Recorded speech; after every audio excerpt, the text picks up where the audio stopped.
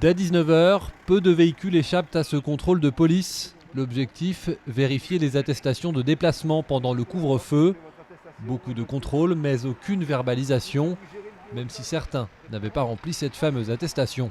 Il y a beaucoup de tolérance, en effet, on les contrôle. Certaines personnes ne peuvent pas le faire immédiatement, ou l'ont oublié parce que la journée a été très longue.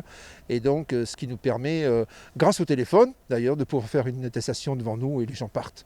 Donc il y a beaucoup de compréhension de notre part aussi. Ça correspond toujours à la personne que l'on a en face de nous. Voilà, c'est à notre appréciation. Des automobilistes dans la grande majorité compréhensifs. La plupart des personnes interrogées sont même favorables à un renforcement de ces contrôles liés au couvre-feu et au confinement. Il devrait y en avoir un peu plus, surtout le soir. Ah, parce que je trouve qu'il y a pas mal de monde qui traîne le soir après le couvre-feu. Et pour vous, c'est pas normal ? Et c'est pas normal. Si on veut essayer de respecter, voilà. Plus de contrôle. Plus de contrôle. Ce serait bien. Et il est normal qu'il y ait des contrôles comme ça parce que bon, si on veut se sortir, et ben, je pense que voilà, c'est indispensable. Il faut être vigilant, que tout le monde mette du sien pour pouvoir effectivement sortir de ce gros souci là. Concernant le confinement, des contrôles ont également lieu, mais pas au même moment ni au même endroit que pour le couvre-feu.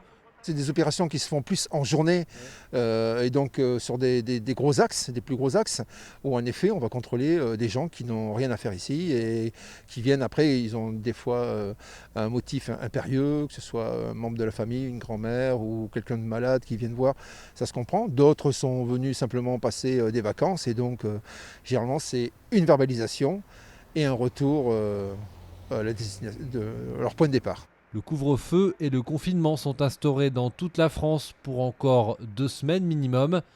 Rappelons que le non-respect de ces deux règles peuvent entraîner une amende de 135 €.